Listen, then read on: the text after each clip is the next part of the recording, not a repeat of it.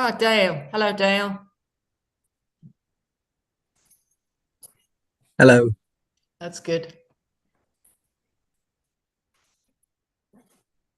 Okay, we're good, Chair. Thank you very much, Lawrence. Well, hello, everybody, and welcome to our SACRE meeting, which I think is a very good decision to remain wherever we are in the warm and the dry, because it's been a pretty terrible day. The idea of driving anywhere for any meeting fills me with horror. But I'm really pleased those of you who are on the screen are on the screen, and wish you a very warm welcome. Zia, great. Zia's with us. That's excellent. Excellent. Hi, everyone.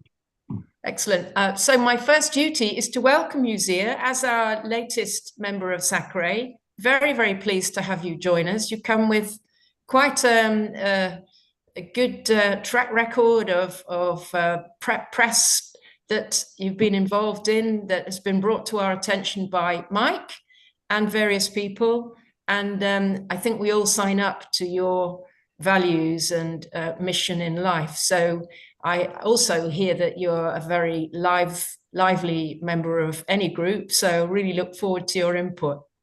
Thank you very much. Welcome to you. Thank you. And our thanks to Sagir for all his years of commitment to SACRE. Yeah. So having said welcome to everyone, Lawrence, could you tell us please who is not likely to be on the screen tonight? Do you want to do introductions to everyone first, or do you want us to go into apologies? Okay. For Zia's benefit, I think we should. Katie, I'm just reading in order of how people are on my screen. Katie, would you like to introduce yourself? Good evening, everybody. My name is Katie Dickens. I work for the Oxford Diocese. I am also the RE advisor for this SACRE, as well as for Bracknell Forest and for Reading. I also sit on Wokingham SACRE as a C of E rep, and I'm very pleased to be with you this evening. That's great. That's lovely. Lawrence? Lawrence Ellis, Democratic Services and Clerk to SACRE. Thank you very much. Barbara? Barbara Meany, Vice Chair and Catholic Representative. Thank you. Laura? Hi there, I'm Laura Dexter, based at First Black Infant School, representing teachers. Thank you, Laura. Margaret? Hello, I'm Margaret Smith and I'm representing Quakers. Thank you, Margaret. Councillor Teasey? Hello, I'm Councillor Amy Teasey. I'm the Cabinet Member for Children's Services and Education, and I'm representing RBWM.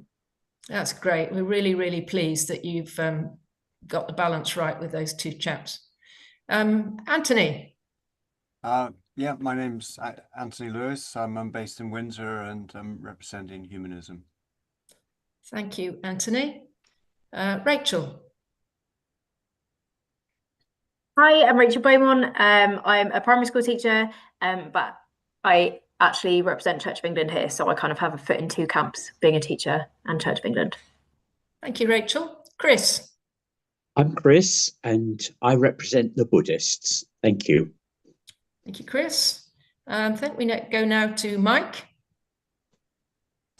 Hello, everyone. I'm Mike Gamage and I'm the Baha'i Faith representative. Thank you, Mike. And on to Dale. Hi all, I'm Dale. I'm the Jewish representative on the SACRE, but also similar to Rachel, I'm also a teacher, so have that experience in school as well. Good, thank you very much. Richard, good to see you. Yeah, got here in the end. We've just upgraded all the council computers to Windows 11 and it wasn't letting me on. Yeah, so I'm Richard Coe. I'm one of the council representatives and I'm also formerly a teacher for a long time. Thank you, Richard. Karen? Hi, I'm Karen. I'm head teacher at Eton Wick School. I'm representing the head teachers. Thank you, Karen. Tom? Hello, I'm Thomas Kingsley-Jones. I'm the head of Humanities faculty at Churchmead School, along with being the head of RE as well. Thank you, Tom. And then I think finally to you, Zia. Would you like to say a little bit about yourself? Yeah, hi, I'm a trustee of Maiden Mosque and for a number of years, and we've run many school visits from schools throughout Thames Valley and Berkshire, and also run assemblies at schools as well. And also, along with Mike, we work with WAMSAF, Windsor and Maida Community Forum. Vice Chair there would roll out events and organise different events for the different faiths. That's me, yeah. That sounds really exciting. Thank you, Zia. That's great. So on to apologies for absence. Lawrence, please. Yes, Chair. So apologies received from, let's see, Vicky Davison and Shadia Anderson. Helen Mastrulli has also given her apologies. Shanaz has notified that she'll be arriving she's seeking to attend the meeting, but is arriving late. Okay, thank you. There are one or two names that you haven't mentioned, so we can only hope that they're on their way. But thanks for giving us those. If we could move on to item 3 on the agenda, which is our reflection as we're online. I asked Katie if she would be kind enough to start the meeting for us in that way. So over to you, Katie. Thank you. And hopefully you can see a little bit of a spiritual reflection there, little picture of a waterfall. Just bear with me a second. I'll see if I can run the slideshow. That'll let me do that. Then you can see it. Hopefully that will see it a bit better. How's that? Everybody okay? Yes, thank you. Lovely. So when we look at this picture of a waterfall, we very much see a moment of impact. And I think one of the things that perhaps we don't see, or some of the things we don't see, are all the things that happen in order for that waterfall to look so beautiful and for those waters to spill over with such splendour. We don't see the tributaries and the erosion and all the other little streams that contribute to that. And I think as members of the SACREs that we serve, in a way, we are the tributaries, we are the erosion, we are all those things that happen before we get to this beautiful point of impact. All our work, if you like, is done upstream. If we also then just take a moment to think about the work that we do, what we're actually providing, if you like, by our guidance and our work with the local authority and the schools, that all those little tributaries, all that little bit of work that happens upstream, the impact, that moment of impact is, for me, it's the children. It's the children that we are supporting to go out into the world, to be the change that they want to see in the world. We want them to be equipped to manage all the challenges that our diverse and sometimes hurt-filled world can face. If we also think for a moment of ourselves as waterfalls, by currently being where we are now, what has led us to this point? What have been all the tributaries, the erosion, the little streams that have led us to this point that show that we ourselves can have impact? What are we doing in order to make our mark on the world? And I think by being part of a SACRE, we're doing that in a very important and a very clear way. So perhaps you'd just like to take a few minutes to think about what has happened, what has gone before, to get you to being here this evening. What routes have your stream taken? What erosion has happened along the way? So that you can feel this evening that you are having a moment of impact during this meeting. And perhaps you might take a moment to say a few words of thanks to whatever, whoever, wherever you are in your journey of belief and faith.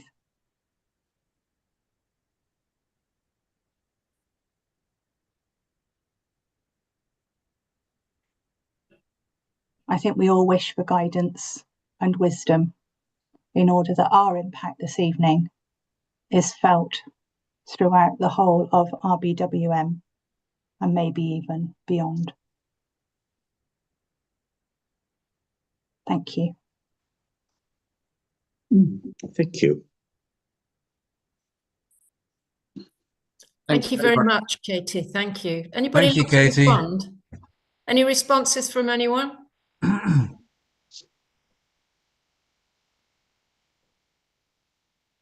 Well, It was beautiful. Mike? I just said it was beautiful. Thank you. It never ceases to amaze me how everybody does things differently. And that in that difference is the challenge to us all, that the perspectives shift. And looking at that image was very inspiring. Thank you, Katie. It's also just nice to have a moment to stop as well, isn't it? And I think that's what we, at the school that I work at, we have implemented space makers. And so we do that. We will have, you know, PSHE lessons where you have a moment to stop and think and reflect. And actually we're teaching our children how to do that. But how often do we do it ourselves?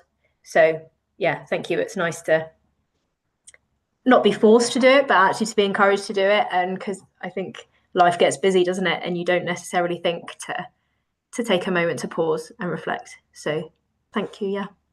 And I'm glad you said that, Rachel, because it ties up with something I've just been reading in one of the SIAMS reports about a school that engages youngsters in silence. And you're right. We're often cracking on so much, aren't we, that we forget to stop and reflect. Okay, do we have anybody else who's joined us? We do. We have Maureen. Are you there, Maureen?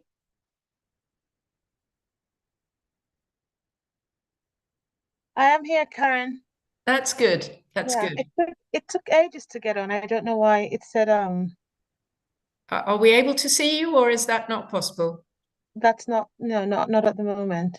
Okay. Well, it's good to know that you're there anyway. I am, yeah. Lovely. Thank you. And Lawrence, you're still there, are you? Yes, I'm still here, yeah. That's good. That's fine. Okay. Thank you, Katie, for that. And let's move on to item 4, which is the review of the minutes of the meeting that we had at the last meeting on the 29th of September and any matters arising. I'm going to simply go through the actions. On page 3, there are none. I can see a number of actions on page 5. I think I'm right that the contact details you were promising to circulate, Barbara, about school visits to St Edward the Confessor Catholic Church did go out.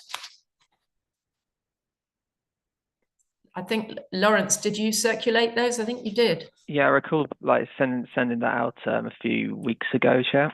Yeah, thank you. Yeah, they definitely went out. Thank you, that's good. We're skipping over Laura's scrapbook until we can find a time to discuss that.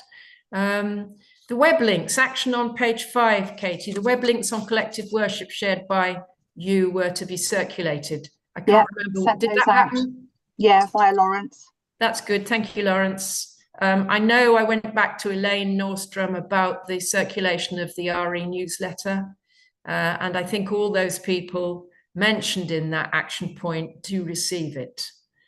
And Rachel, there was a point there for you about sharing information about interfaith events. Yeah, I have that information now, if now is the time. Right. Or we could do it later, don't mind. I'm happy for you to do it now. Yeah. So I was doing some research into the Windsor and Maidenhead Community Forum, which Zia now will probably be able to give you some more information about. But so I had loose links with this through my church. I go to St Luke's Church in Maidenhead. So through Reverend Sally, who retired over the summer, she was very, very keen to encourage this and to advertise it. So I did a little bit more research because I didn't want to bother Sally in her retirement. But basically, I took some information from the website, and their strapline, their motto, really, their vision is fostering harmony, and it's promoting understanding, mutual respect, and trust among diverse faith communities. Which I think that's why we're here, right? And that's why we teach RE, is to encourage our young people to have that trust and that respect and understanding. As part of the Windsor and Maidenhead Community Forum, there are 9 religions involved in that and represented and get involved in different events.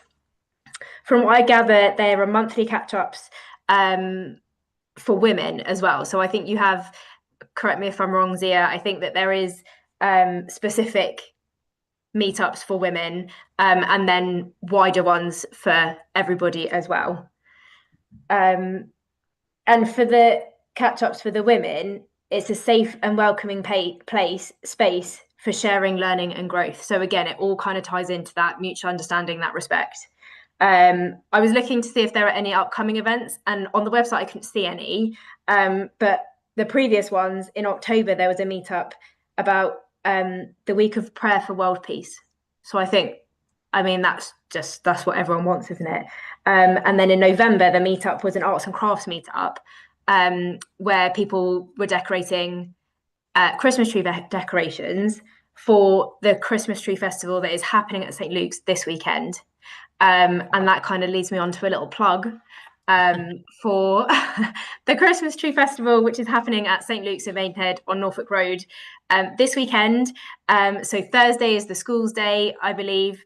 And so the schools from around the area are going to visit. And then just some information for any of you if you want to go yourselves or pass it on to anyone else. But the church will then be open Friday, Saturday and Sunday. And I'm not sure how many trees there are this year, but in previous years, we've had over 70 Christmas trees in the church. Oh, wow. And it's just a beautiful event.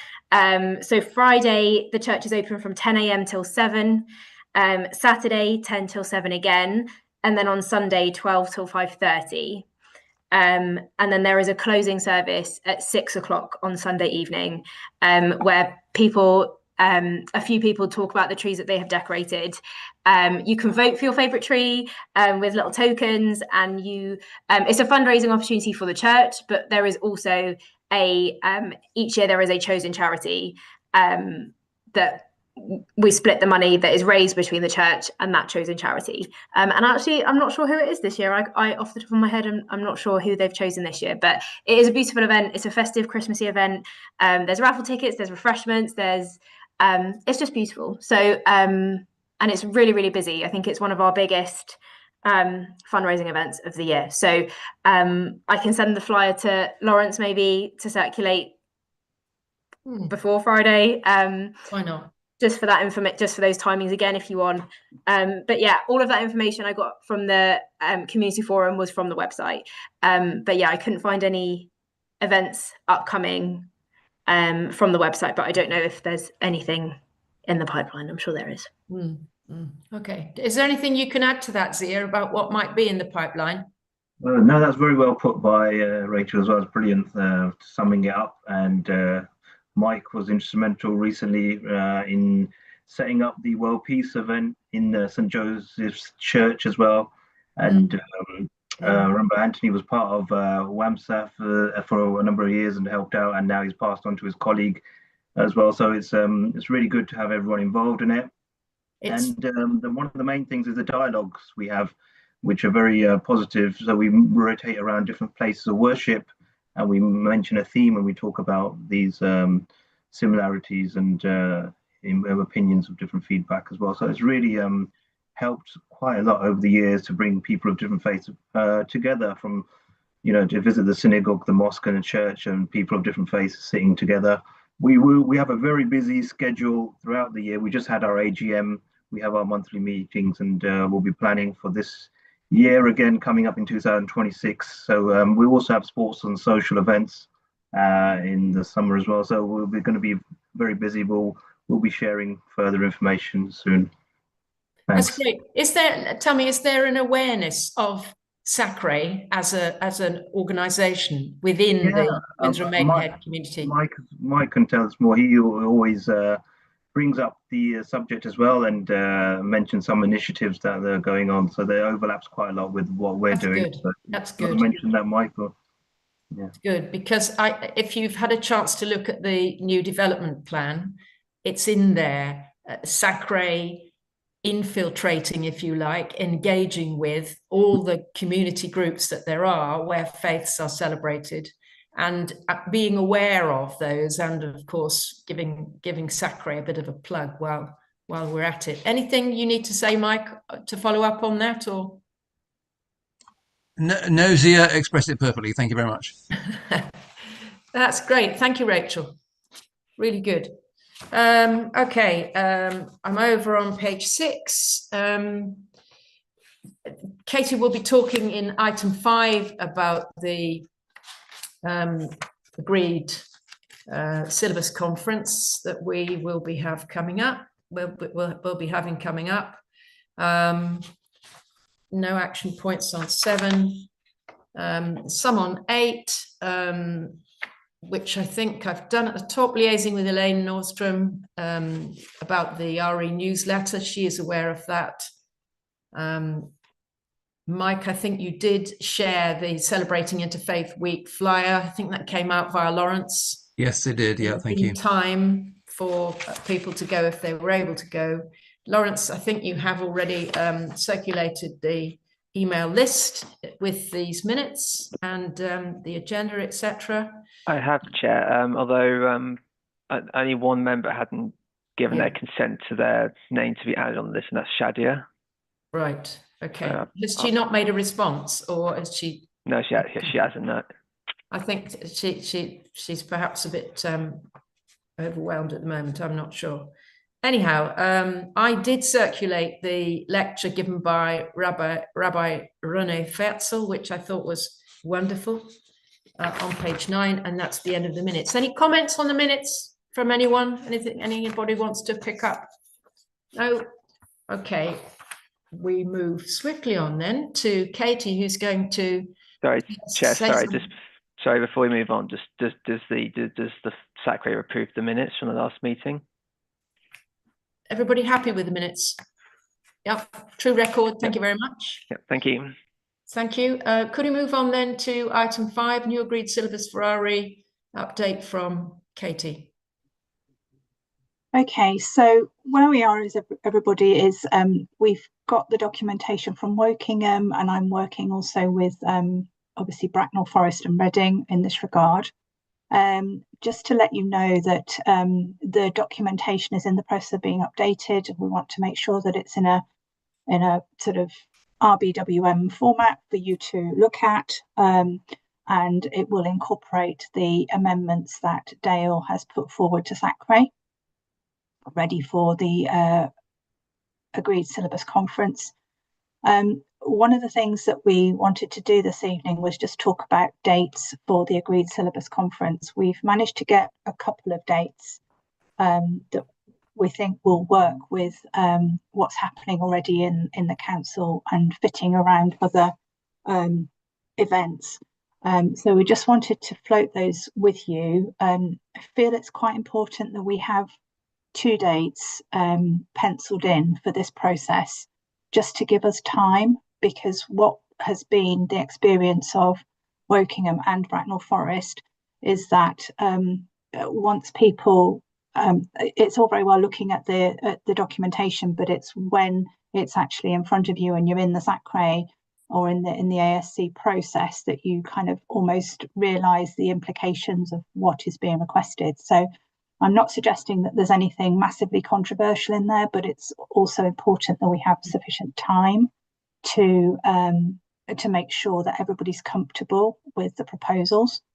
So what we're suggesting is that we have the 14th of January as the first date for the agreed syllabus conference. And I think because I think it's doable online, I think it's possible that we could do it online, but if anybody feels that they would prefer that we meet, then we could probably do that face to face as well. It might be something that we could just discuss and just take a view on this evening. And then the second meeting would be on the 2nd of February, which we appreciate is quite close to the next SACRE meeting, but I think it's important that we go through this process. If we can get the syllabus agreed by sort of mid-February at the latest, then it means that we can suggest to schools that it is implemented from September 2026 with it being fully embedded by January 2027. And this is really quite important, particularly for our voluntary controlled schools who will be assessed for their RE on the basis of our locally agreed syllabus under SIAMS. So am I right in thinking, Katie, that we're talking about 5:30 start? I think so, yes. I've just noticed that, sorry, I think it's Anthony's got his hand up. I can't see everybody because I'm just... That was my question. Yeah. I think, was it a 5:30 start? Is that what you've suggested? I think, Lawrence, did you suggest that? I don't know who suggested it. We did a half 5 start at the last agreed syllabus conference back in October 24. So we can do the same process again. Is that suitable for everyone, or would you prefer 5 o'clock, or whether it gives people time to get in from their day job, really, doesn't it? You know, and be able to have something to eat and kind of just block it for 2 hours. I don't know if whether it's worth doing a Google poll or just, making a decision now, really. Would 5:30, 6 o'clock be better for people? Sorry, could you just repeat the dates one more time, just so we can have a look at the calendar? Sorry. The 14th of January and the 2nd of February. I don't think the dates clash with anything. Lawrence has been particular about that. I think I have a personal clash on just my own personal calendar, nothing else, just on the 14th, but that's purely me. Okay. I actually have a clash as well with a children's services meeting that Lawrence may not have had in the diary because it's not a main council meeting. I think it's quite important that we ensure that Dale is there as they're his proposals that we're considering. So Dale, perhaps you'd like to go back to Lawrence kind of offline and propose a second date. I think, are we all agreed that the 2nd would be, I mean, we could try and do the 2nd as the first date and then potentially hijack the SACRE date of the 23rd of February to finish off the process. But that's a matter that we can, how do people feel about that? That sounds very good to me. I think having I'm fine with the 14th and the 2nd work for me, but if the 14th doesn't work for other people, I wonder if timing 5 or 5:30 I think is fine. Either is fine. Okay. Thank you, Tom. Dale, are you unable to be there on the 14th? Yeah, I can. Okay, then we definitely need to. Yeah. Why don't we need to ditch the 14th? ASC, yeah, do the first ASC on the 2nd of February. And then everybody should have in their diaries the 23rd of February already. So hopefully that will work.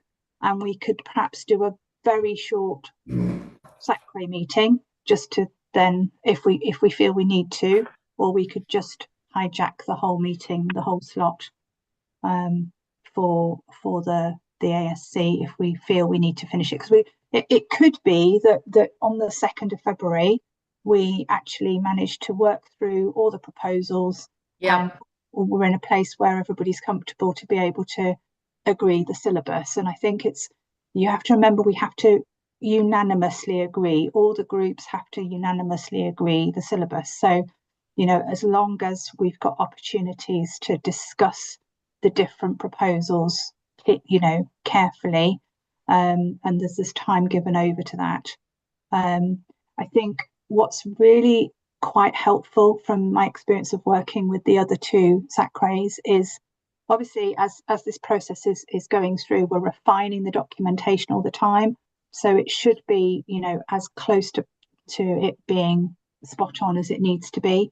But if everybody, I know it's hopefully again, with it being kind of the 2nd of February as the first date, everybody will be able to give it some ample consideration and really think about how it impacts what is going to happen in our schools and how that impacts, your particular faith community.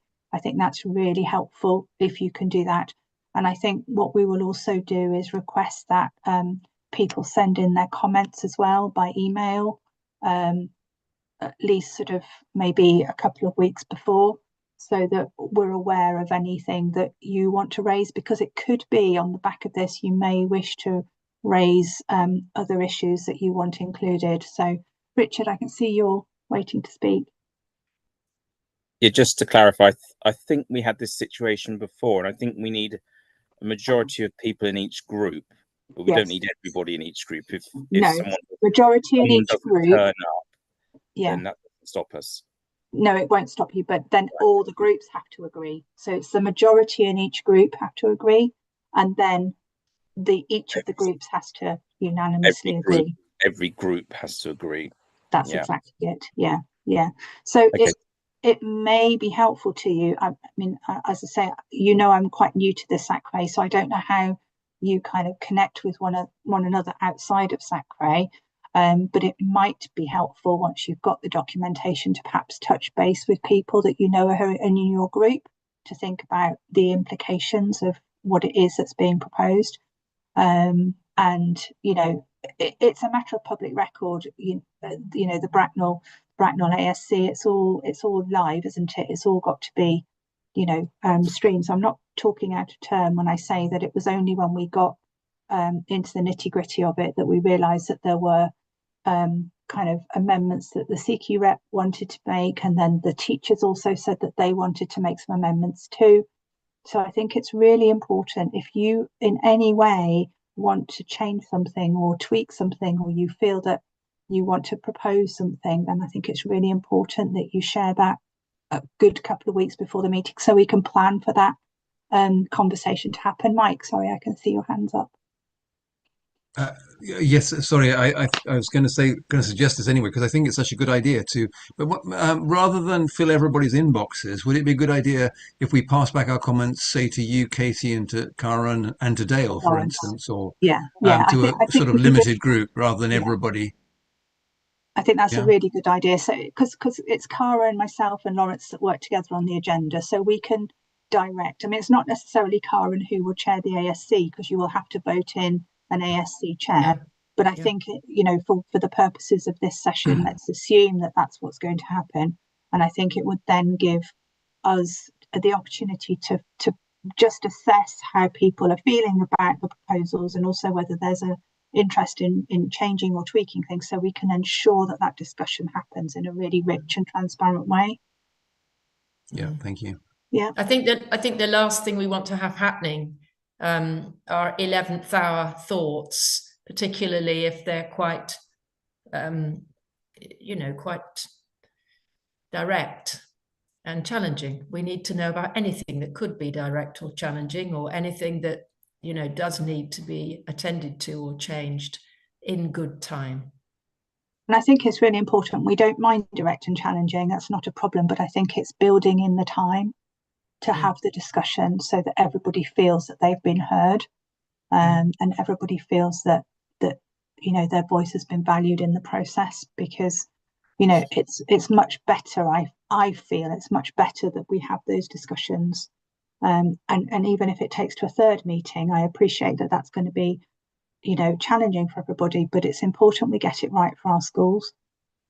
So if you have got any feelings or thoughts or proposals that you want to make, I think if we put in a deadline, which is 2 weeks before the 2nd of February for the ASC, sorry, Lawrence, I haven't got a calendar to hand, if you wouldn't mind just checking that date for us. And I will, 19th of January, I think. 19th of January, that would be great. And then I will aim very much to get that documentation to you probably, definitely before the 19th of December. So you'll have sort of, as it were, over the Christmas holidays, plus an extra couple of weeks, just to have a think about it. So you've got plenty of time to think about that. it's a really, really important piece of work that we're trying to put together here, and it does impact a lot of children. So if it's not going to be a Pan-Berkshire syllabus anymore, it is going to be very much the one for the Royal Borough of Windsor and Maidenhead. Thank you, Katie. I think one of the things that we just need to bear in mind as well, you might be aware that there's been a curriculum and assessment review published on the 4th of November. You've had that information through, hopefully. And it might be that on the back of the consultation which is now taking place around the status of RE, that RE might be moved on to the national curriculum, in which case the locally agreed syllabi will disappear. So, it's an important piece of work for now, but also remember that by 2028 it might not be in place, but we do need it in place for our schools now. So I think, again, it's kind of that balance between getting it right, but also a little bit of expediency so that it's actually worth our while having it in place. Laura, I can see your hand up. Sorry, did I miss? Is it at a location or online? I think we'll try for online, if that's all right with you all. This meeting seems to be working reasonably well. It might be manageable for more manageable for everybody to meet online. But if people have very strong feelings and would like to be in a room together and feel it would work better to be in a room together, then please let us know, and then we can organise that venue. I agree, Anthony. I think it is a shame we're losing the Pan-Berkshire, but at the same time, again, with what's happening generally in the world of RE at the moment, it could be that they all disappear anyway within the next 2 to 3 years. I have it on good authority that it's, we thought it was going to be a much longer process in terms of, the legal requirements to change where the status of RE, but it's not as tricky as we were all led to believe. So we should have the outcome of that sort of consultation by the 31st of March. We'll certainly know by then, hopefully. Has anybody got any questions for me on either of those two issues? Margaret, I can see your hand up. Yes, I'm sorry. I don't know what's happened to my Zoom. I don't seem to have a put your hand up button on. That's okay. No, I think what you've been saying, that's all very sensible. Just wanted to say, I wouldn't want to miss any part of it. I'm sure other people want to be there for the whole thing, and I think 5 o'clock might be a bit of a stretch for some of us. So we'll go for 5:30 on the 2nd of February, and we'll do the same on the 23rd of February, 5:30 on the 23rd of February. And Lawrence, could you just check, were we supposed to meet online, or did we have an in-person meeting on the 23rd of February? It was in person, it usually is. Yeah. Yes, it's 23rd of February is the next scheduled SACRE meeting. A venue, it's supposed to be in person, but a venue hasn't been determined yet. Okay, so it might be just really nice for us to all meet on the 23rd of February after we've had, the 2nd of February online, just to kind of round things off anyway. Let's not force ourselves to kind of complete the process on the 2nd. Let's give ourselves that time and space, and then finish off face to face on the 23rd. Lawrence, am I right in thinking that it should be manageable in terms of the Zoom call, putting groups together on a Zoom call in terms of breakout rooms? Yes. Like last time, I was able to create breakout rooms for each representative group to make their deliberations confidentially. It doesn't go on the live stream, so therefore they can do. So then it's doable on Zoom. Yeah. Okay, perfect. So let's just recap then. So 5:30 on the 2nd of February online for 2 hours. Let's see how far we get. And then on the 23rd of February, 5:30 in person, wherever that may be. And let's finish off, and hopefully we'll have made the, good decision. Yes, Lawrence. So just to clarify, is you seeking to get the 23rd of the SACRE meeting on the 23rd of February? Is that supposed to be like a merged SACRE/ASC meeting? Like if we need it. If we need it, yeah. Okay. I think it remains to be seen, really, doesn't it? It's dependent upon the amount of debate that we have in the first of the meetings, how much time is left over for a SACRE. I wouldn't want SACRE to be squeezed into a ridiculously small amount of time. But it may be that we don't need all that much time. So we could possibly have a hybrid of the two. Could I suggest something, which is that when we get to that meeting, there's everyone who speaks is given the same amount of time to talk. Is that something that's allowed? You know, so if someone wanted to talk, because I know that there's a lot of passionate views, and I think that it might be good for everyone to be able to be heard. I think that's a very good point, Tom. Yes, I think if we sort of say as part of the feedback process, so before the 19th of January, particularly if you've got a proposal, could you put in a request to speak, and then perhaps we can kind of create a speaker list as part of the agenda so that everybody has that opportunity. Yeah. So let's recap again. 2nd of February online, 5:30, response to the proposals by the 19th of January. And also, please, if you want to speak, could you also make that request as part of that feedback? I think that would be really helpful. Thank you. I think that's really, really positive. And when you circulate the information to everyone and give the details, you will also say to whom people respond. Yeah, so responses to Karen, myself, and Lawrence, please. Any further comments?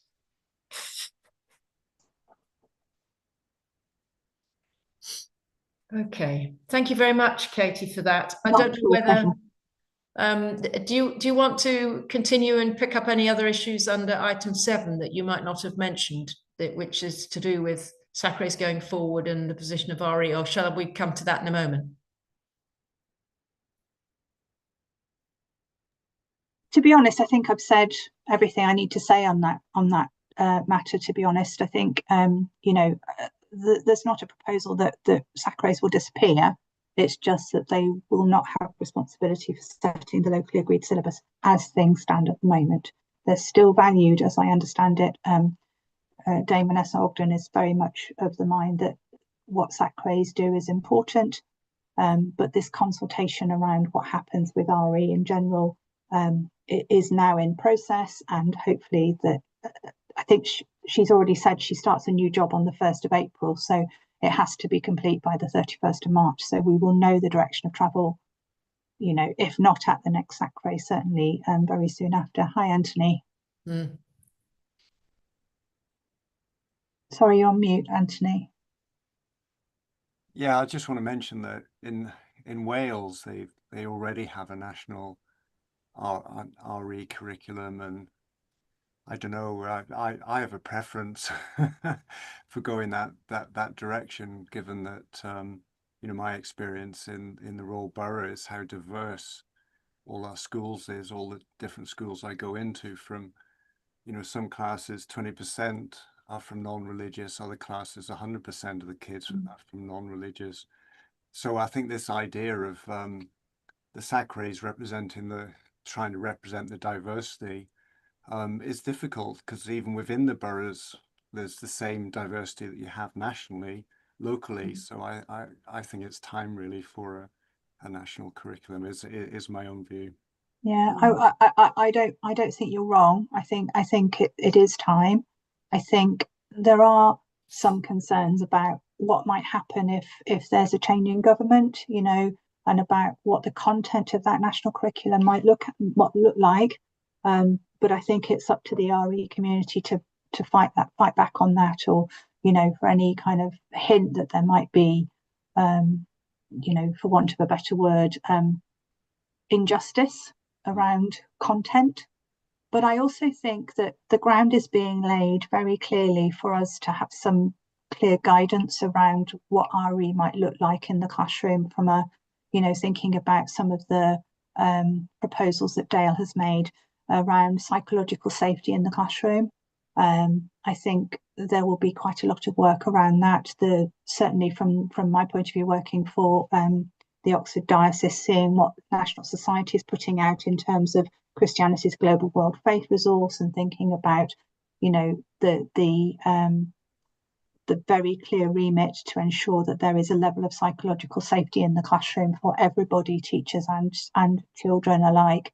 I think there is going to need to be those safeguards put in place, and I don't think I'm absolutely adamant that it's not the place of the current locally agreed syllabi to have those safeguards in place, because we have safeguarding documentation in schools anyway that we have to adhere to. However, there does need to be a sort of a holistic approach to how RE is taught, and a very specific, supportive way forward, so that teachers and children all feel really supported and safe in the classroom, and that there's a processor when things go wrong, because I don't think there is at the moment. So I think it's going to be a really exciting time, really interesting time. As I say, Dame Vanessa Ogden has absolutely said that she values the work of SACREs. I don't think SACREs themselves will disappear. They might have a slightly different name, because you won't be no longer responsible for RE, but it might be a way of monitoring and taking feedback and so on. It might just, SACRE may exist under another name of some description, who knows, but hopefully we won't have too much longer to wait. If anybody's got any questions, I'll pop my email in the chat if you don't have it, and then you're very welcome to ping me an email if that's helpful. Thank you. Any further comments or questions from anyone? I have a comment. Sorry. Was that you, Richard? Yes, it was. I don't know if someone else was trying to speak as well.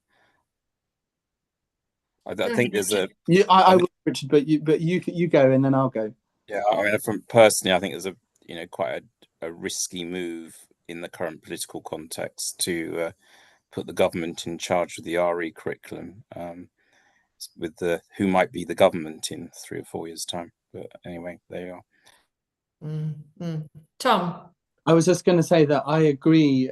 I think there are lots of people on this meeting that, the national curriculum, I think there's a sense of relief, I think, from lots of people who are teachers of RE, and people in the world, in the RE world.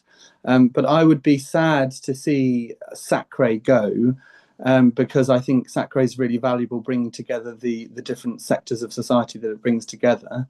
But I also wonder if the work we've been doing in this SACRE can be passed through up into NASACRE somehow, to say what we've been doing with monitoring RE, going on from what Katie said. I think that focus of SACRE, or whatever it's called afterwards, is going to be so important. And I think actually we've got something to share to the national thing about what we've been doing, I think. Thank you, Tom. I agree with you. I think it would be a great shame if SACRE becomes increasingly more influential and useful to our schools in the Royal Borough, if there were any risk of it not continuing, but who knows? I think we need to move on to address the next agenda item, please. But thank you, Katie, for all that information on the nuts and bolts of the ASC. And I think it's enormously helpful that you've had the experience you've had with those other SACREs. And so, we can avoid pitfalls and do things as well as we possibly can, and as fairly as we possibly can. Dipping into item 6 on the agenda, the membership update, you will all have had the printout. We continue to have 2 vacancies.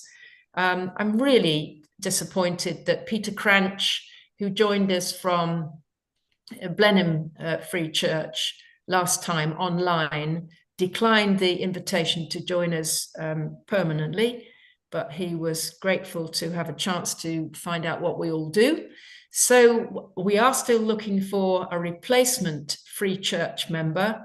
And so I will try and be as proactive as I can about that.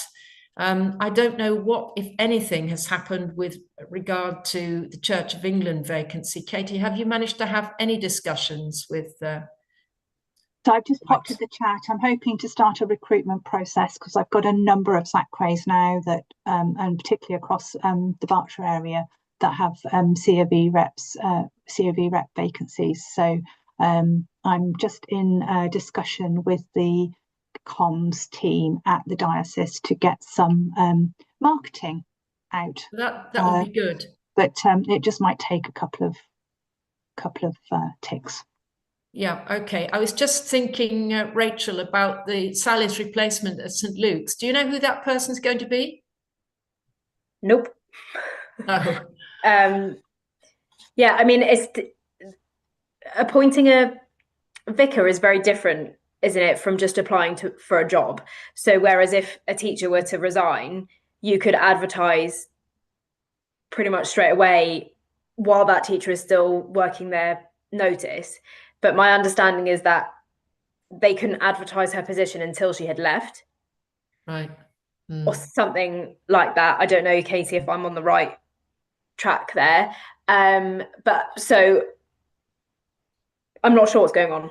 Okay. But we are currently incumbentless. So you're interregnum basically. Yeah. So yeah. So it can take a number of months, if not almost years. Yeah. I think in between Sally and the person they had before, we had quite a considerable interregnum then. And the school that I'm at now, they've only just appointed their vicar for Eton and Eton Wick and Dorney and stuff. But that was quite a considerable period in between him joining and the last woman leaving. So that it's quite a lengthy process. It's not quick at all, my understanding. Shanaz, did you want to join in here? Yeah, sorry, I was just going to say, because of obviously Sally's not there anymore, I got in touch with Joan Hicks from the Church of the Good Shepherd, and she's kindly come into our school. So I sort of liaised with her so she's come into Riverside, which has been really nice. And I think she sort of helps out at St. Luke's until they've got a replacement. And she said it could take quite a bit of time to get that replacement. I think we all need to be alert for the possibility of recruiting someone to Group B if we know them to be of the Christian faith. I didn't know if it was my place to do so. But I'm more than happy to the next time I'm at church, probably not next weekend because of the Christmas tree festival and everything's a bit nuts, but maybe the week after, to say, I didn't know it was my place, but I'm happy to say, by the way, I'm part of SACRE. This is what we do. We're looking for this representative. Come and have a chat if you would like me to put those feelers out there.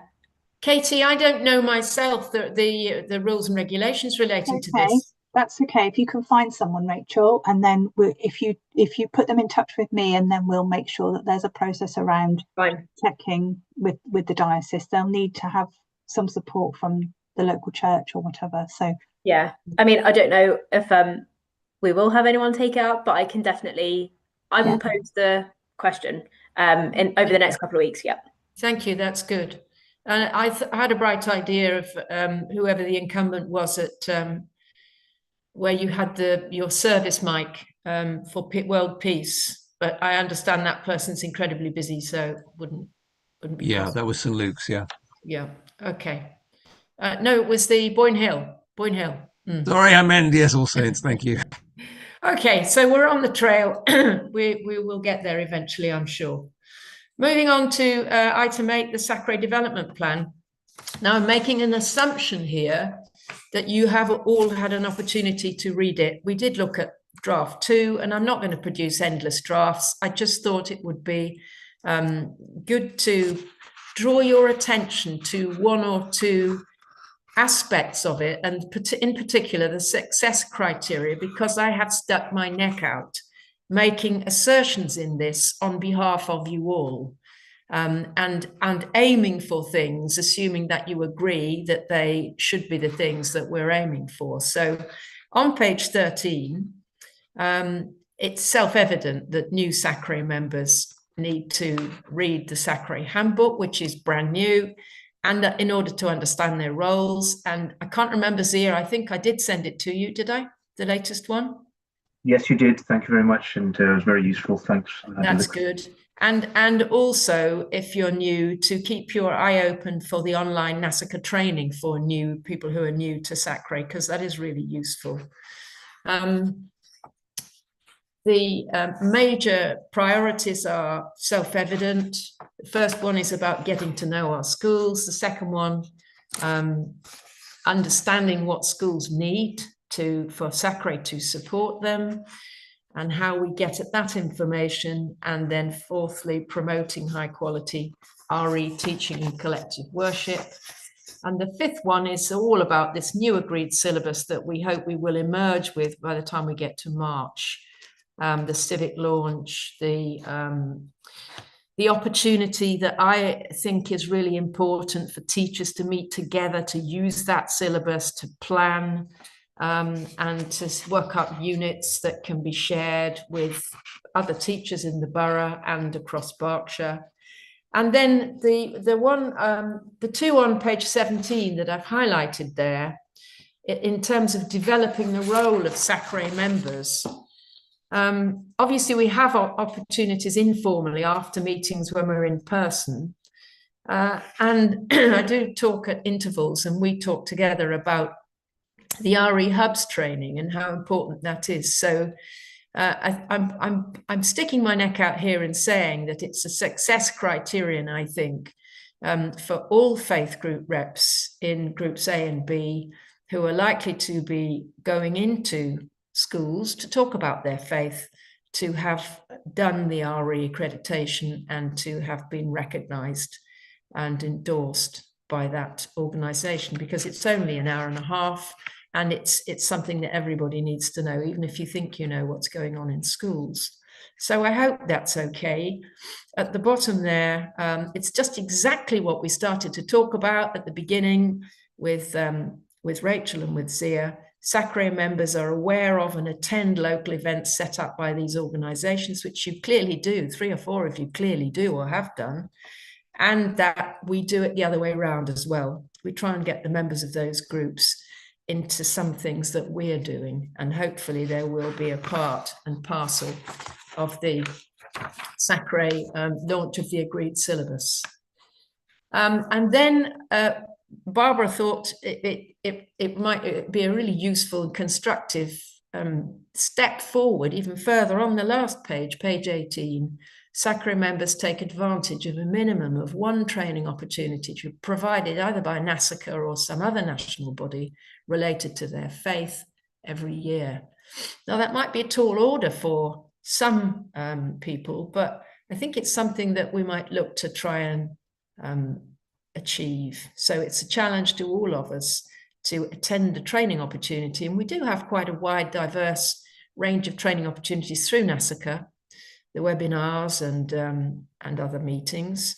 And I'm sure, I know for a fact that Anthony, you're often doing training with your organisation, and I'm sure other people are as well. So with those provisos, are you happy to sign off the development plan so we can stop calling it draft and get on and do it and turn this organisation from passive into active? And then I can start writing progress reports. Thank you, Councillor Tizzy. Thank you, Anthony. I've never seen so many thumbs up. Anybody got an objection and like to say, I don't want to do this? Certainly not. No? Okay. Right, let's move on. That is what we intend to do, therefore. I'm going to pass over to Lawrence here over item 9, the SACRE Constitution sign-off, because even though Lawrence and I have a will to get this constitution signed off, it's a bit of a conundrum still, isn't it, Lawrence? Could you bring people up to speed, please? So there's been suggestions to amend SACRE's constitution to include a reference to the agreed to the agreed syllabus conference, so which the current SACRE Constitution doesn't have, and the other is to include the Nolan principles, add the Nolan principles into the Constitution as well. I'm supposed to get some advice from someone from the joint legal team at Reading Borough, Reading Council, but they haven't come back to me yet. So, Chair, I'm afraid we'll have to put this on hold for this meeting. Okay, it's very galling, isn't it, really? We're simply waiting for somebody who we were working with earlier on in the year to get back to us, and she hasn't got back to us. So I think we need to reach a point where we say, okay, we're happy with it. If nobody else has any comment, then let's move ahead and sign it off, because it does need to be signed off. Maybe we'll discuss it outside this meeting, Lawrence. Make a deadline and then move on beyond that. Okay, in the interim, thinking about the Nolan principles, which are to do with decency and ways of behaving and democracy and all of that, I attended the most recent In Conversation with NASACRE, which are the meetings for Southeast regional representatives of SACRE.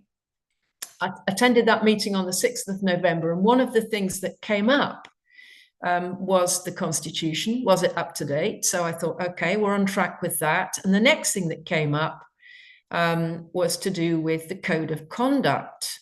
And NASACRE is encouraging us very warmly to have a Code of Conduct and encouraging us to look at the NASACRE template on its website, which I did do. And then I spent some time just reading it through and thinking, if we want to adopt this, is it everything we need to say, or are there any other things that need to be said? You'll see from your paper there that it's a generic code of conduct. It's been drawn together by NASACRE from looking at the codes of conduct across other different SACREs and providing an example of something that could be adapted. So all the black type is verbatim from this example on NASACRE's website.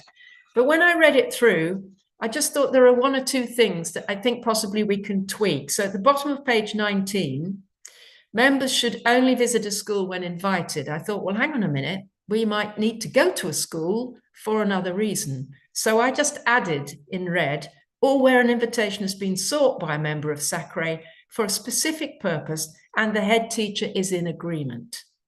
Is that okay with you, Karen? Hope it is. Yes, absolutely. Thank you. I mean, for example, we're going to be doing some work looking at the RE, what schools say about themselves about RE. Could be that we're doing some work about collective worship.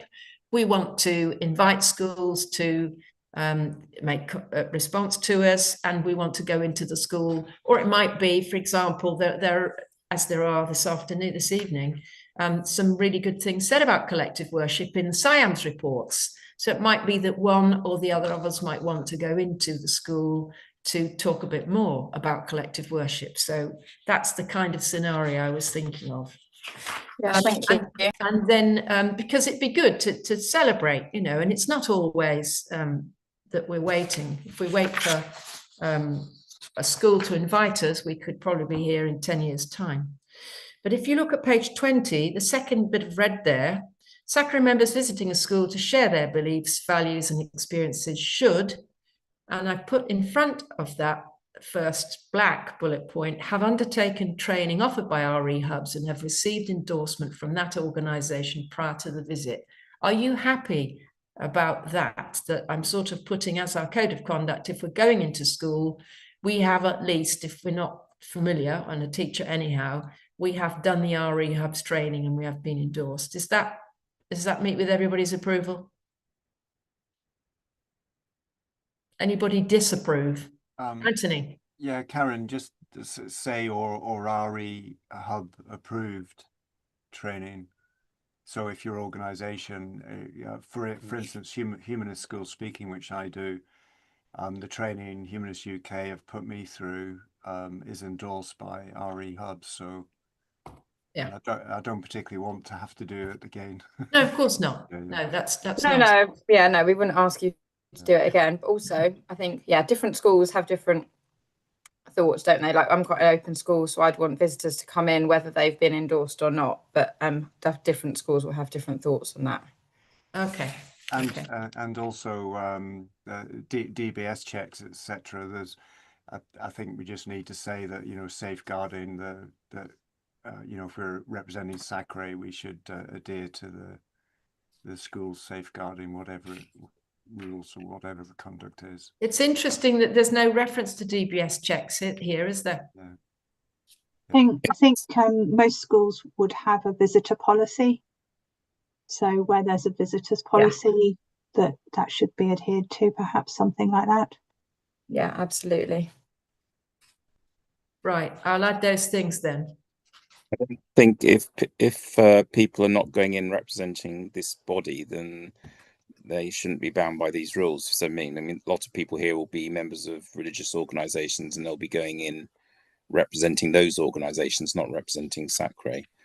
In that case, then they shouldn't really be bound by these rules. They'll be bound by the rules of their church or whatever organisation they're representing, and the rules of the school. And my understanding in safeguarding wise is that if people aren't going in regularly, so they don't have an ability to form a relationship, then it's not necessarily expected that they will be DBS checked.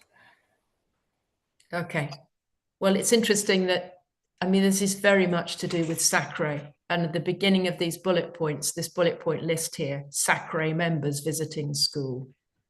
It's not about other people, but I take your point. If they're visiting as SACRE. Yes. Yes.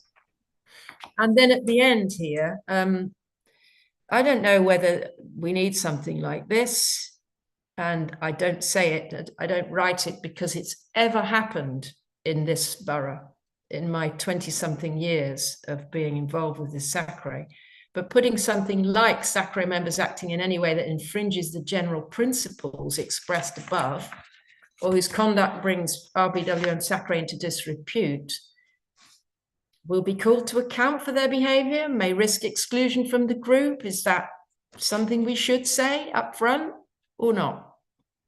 I mean, there are SACREs where people do not know how to behave.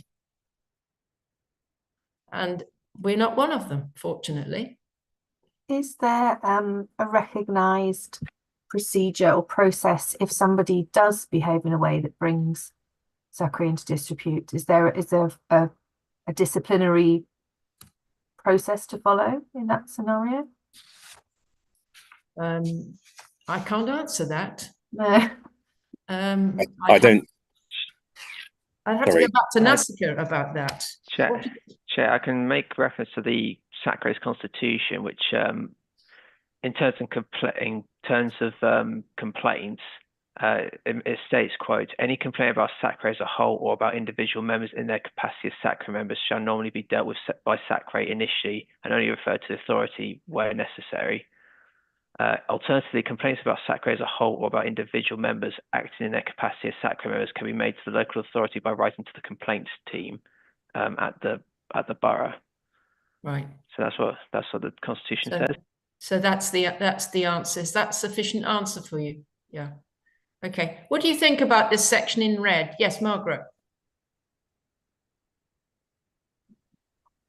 I think it's really interesting, Corin, that you say you've been associated with the SACRE for so long and that there has never been an episode. I think we are dealing with very sensitive matters about which people very often have extremely strong feelings.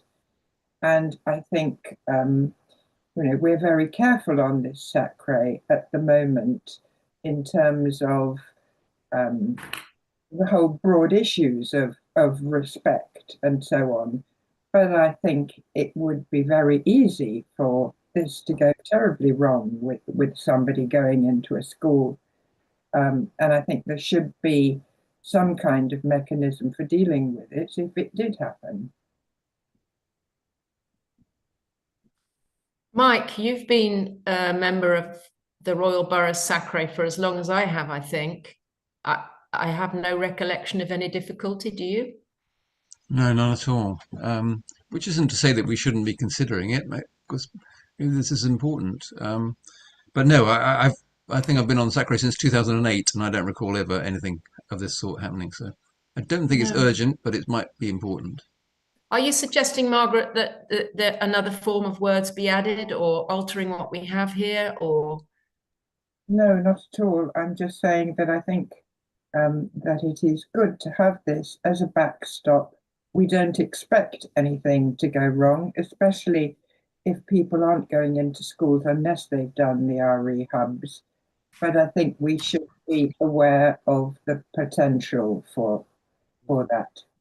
That was my thinking, really. I had been thinking about this anyhow, and then NASACRE strongly advises us to adopt a code of conduct. Richard? I don't know.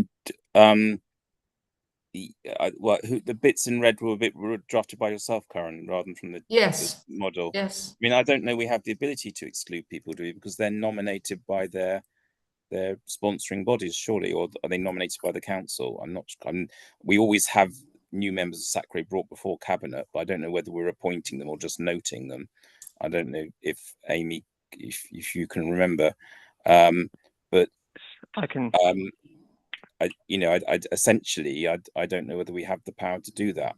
Well, I this think is actually a guidance document rather than an enforceable one. Picking up on Lawrence's comment from the Constitution, it would seem that inappropriate behaviour might well result in a letter of complaint to the borough, to the complaints department, and that would result in possibly a risk of exclusion. That's all that's saying. Well, that wouldn't happen on the council, for example. The only person who could get me off the council would be the voters. Sorry, excuse me. So in that sense, I don't know. I don't know whether it would relate in an exclusion or just a letter saying that's not very good, don't do it. Okay. Okay. I think it needs more research as to what powers we have and who technically appoints us. I mean, not so much for me, but for the people who are representing the other groups. And see who appoints me is quite clear. Okay, I will take advice on this, Mike. Karen, I just wanted to say there is one bullet point here at the bottom of page 19 that I mean, it needs unpacking really, and probably it needs a lot more time for discussion. But I just think it's where we say members should ensure that they do not say or do anything which could be viewed as denigrating any religion or ethical belief system. I mean, that's a really hard thing to define, and I think personally, I think in a way, actually, there's almost nothing you could say that somebody couldn't somehow view as denigrating something. It's like we've got to learn to have a much wider sort of sense of tolerance and resilience, and the ability to hear things that aren't what we think, but to do it in a courteous way, and listen properly and so on.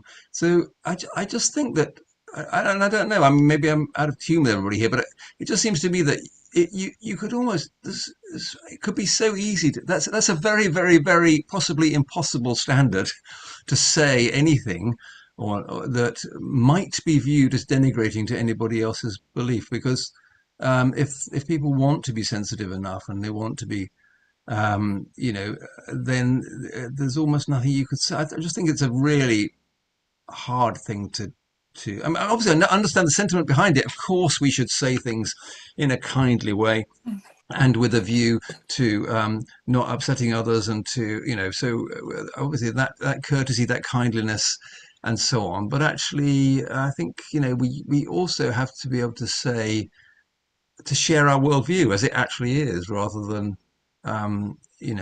make it hammer it into the shape that somebody else might want it to be, kind of thing. I just think it's a bit problematic, and it's probably too deep an issue perhaps just to look at here, but I just wanted to note it, because I do think I feel slightly uncomfortable about that. Okay, thank you. Barbara? Yeah, I think Lawrence might have a bit of a hand in helping us with when we were talking about whether people can actually be removed from SACRE or not. I think, Lawrence, you wanted to say something, didn't you? Yeah, I was just answering Councillor Coe's question about appointments. So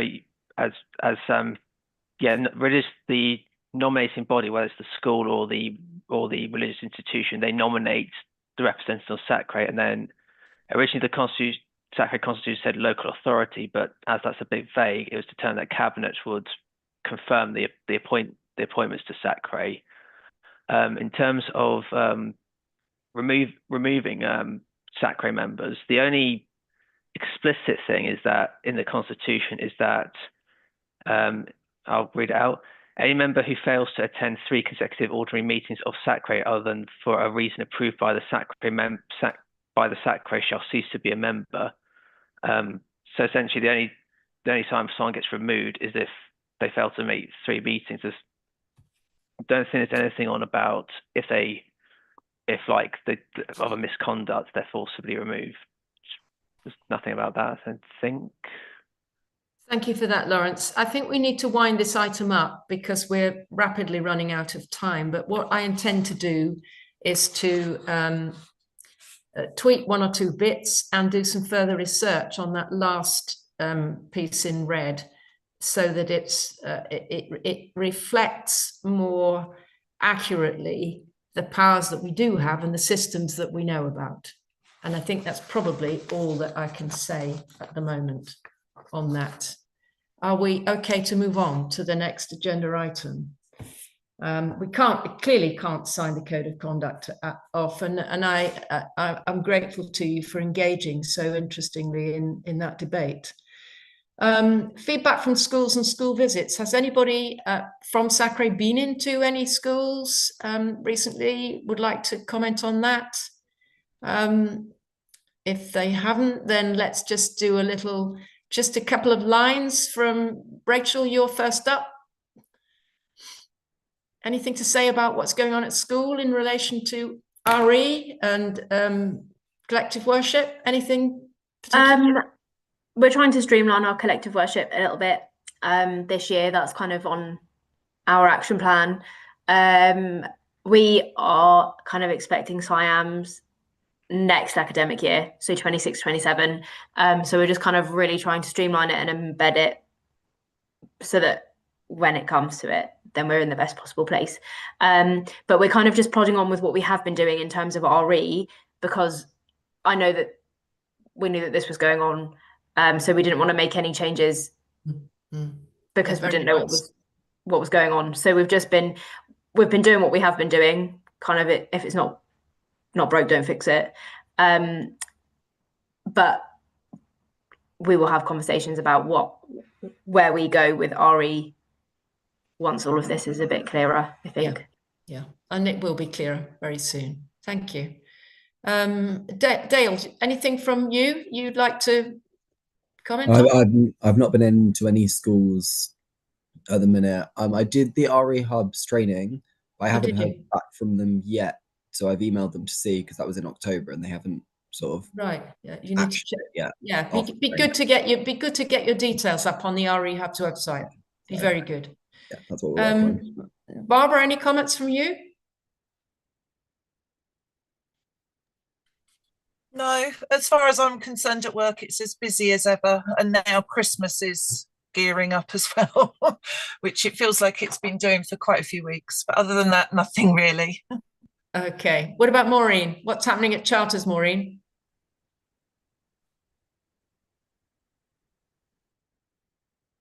I don't know whether Maureen is still there. Let's just move rapidly on to Laura. Would you like to fill the gap, Laura? First plat. I can fill a gap. Yeah, I've agreed with Barbara. It's crazy. But we're doing some exciting work on developing our collective worship a little bit more off the back of Katie's last RE network meeting. So no pressure, Katie. But you were talking a lot about some of the good books that are available. So I bought Wild Worship and Outdoor Worship. So I'm trying to look at how I can make things a little bit more engaging and relevant for our children that are really young. So that's exciting. That's a nice bit of feedback, Katie. Sorry, Karen, my microphone was off. So I could hear you, but you couldn't hear me because my microphone was muted. Far away then, Maureen. Anything to say? Anything to report? Not specifically, only that we've recently celebrated Interfaith Week, which was the week of Remembrance Week. Yeah. By putting up a display of different dates in the school library, so students could access and sort of stimulate their curiosity about different religions, beliefs, and non-religious beliefs. I'm pleased to know that we also had the humanism book as part of that display. So very display. Can you hear me? You're breaking up. You're breaking up a little bit, Maureen, but thank you for your input. That's great. Shanaz. Yeah, hi. So we had lovely Michael Gamage in, and it was lovely. It was really, really nice session. He taught 2 year 4 classes, and I'm hoping for him to come back and do other year groups as well. I've locally also had like Joan Hicks in. She's done again some classes. I arranged an assembly for on Sikhism, so I'm trying to get the visitors in. And I've had Nick MacDonald, the minister from St Mary's. He's come in and he's done some nativity stories for some of the children. And I'm hoping to build on it with everyone so I can get all the faiths in. So it's been really productive these last couple of months. So really happy with the way it's going. And again, like Laura, I'm going to try and do a little bit more with collective worship with the books that were recommended by Katie. So great. Lovely. Thank you very much, Shanaz. Tom, what have you been up to? So I just wanted to share really that at Churchmead, the thing that's really growing in RE is the sixth form. So of course, a few years ago, we opened our first sixth form, and I had the grand total of 4 in my class 2 years ago. But there's 9 in my philosophy class now, and we had our taster session last week, and now there's 16 who want to do it. So growing in its popularity. So I'll need to learn how to read essays a bit quicker, you know. So, but no. So yeah. So I just wanted to share that. So that's a really lovely, positive thing in my RE world. Excellent. Really good news. Karen, are you able to contribute? Yeah, much like Rachel, not a huge amount happening with RE at Eton Wick. We're sticking with our collective worship routine that we do. We've got a new RE lead, so that's exciting because hopefully that will bring some change with new ideas, but very much just waiting to see what will happen, and everything is working well as it is, so we're not going to change anything. But I am excited. I might link with Laura and discuss those books because they sound exciting. Good, lovely. That's what it's all about, cross-referencing and cross-fertilization and all the rest of it. Shanaz, did you want to say something further? Sorry, no, I'll put my hand down. Thank you. You got your hand up. You got your hand up. Okay. If there are any members of SACRE who would like to go into any of the schools of the people who are also members of SACRE, I'm sure that can be arranged, but probably not before Christmas. Maybe in the new year. I'm just thinking of you, Councillor Tizzy. You're probably thinking, yeah, I'd like to go and see a bit of that. So, you know, say people, I'm sure, would absolutely love to have you in. Right, Katie, you must just say that out loud. What, that I'm running a new new to RE lead course. So it's with my diocese hat on because I'm the RE lead for the diocese. I've done a full day face-to-face new to RE lead, but obviously that happened quite near the beginning of the year. So I'm just mopping up. So I'm doing a short online course, if that's helpful to anybody, just to put that out there. Thank you. Will that be advertised in the newsletter? Well, I'm not advertising.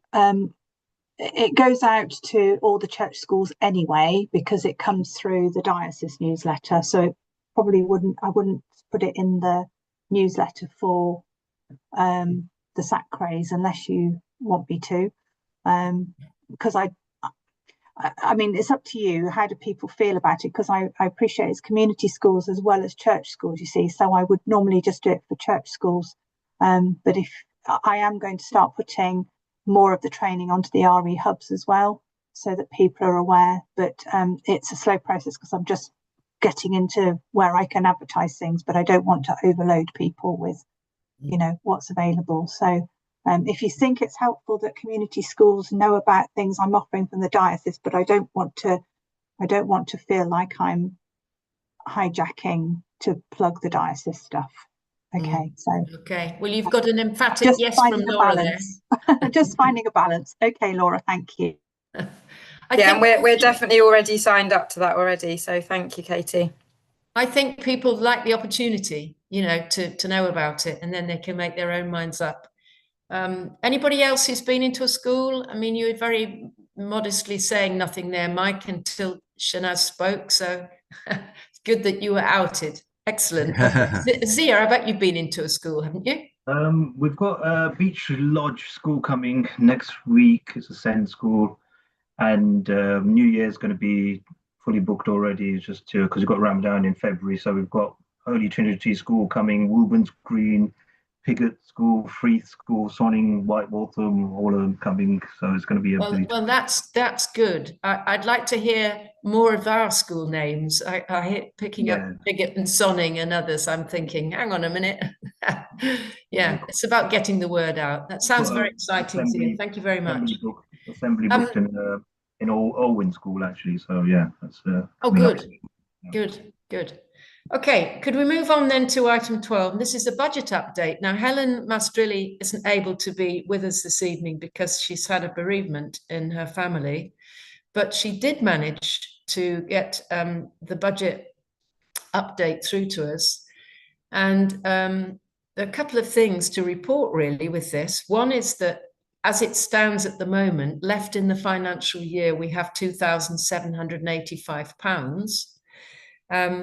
And that may sound a lot of money, but it's not when you start thinking creatively about serving teachers working together to make things happen. And that is something that if you've looked at the development plan, you'll have seen is firmly in the development plan, and it's costed too. And so I would like to just invite Laura, Rachel and Shanaz to say something about what they would like to be doing. And now we've got a bit of a feel for when the agreed syllabus is likely to be signed off. There's maybe not so much rush, but I think there's a rush to get the dates in before the end of the financial year. So Laura, can I just pass over to you for a moment? Of course. We are almost at a date. To try and get the three of us in the same room together is tricky, but we've put a few dates together this morning. Was that just this morning? It was, wasn't it? It's been a long day. So we've put that together. So hopefully we should have a date really soon to then hopefully be able to look at one of the key questions that we can then really unpick and think about how we could implement that in the classroom, which I think would be really helpful, so that hopefully then we could use some of that work in the RE network meetings to really make sure that we have got good quality RE happening in our schools. So now that we have a syllabus that is much more detailed, that's brilliant. But just what does that look like on a day-to-day basis for teachers, which hopefully the three of us will be able to unpick a little bit to be able to share that. That would be good. Planning some units of work, building in some assessment opportunities, making them align with the new agreed syllabus. Reflecting on them means that at the very least, the three of you need one day together.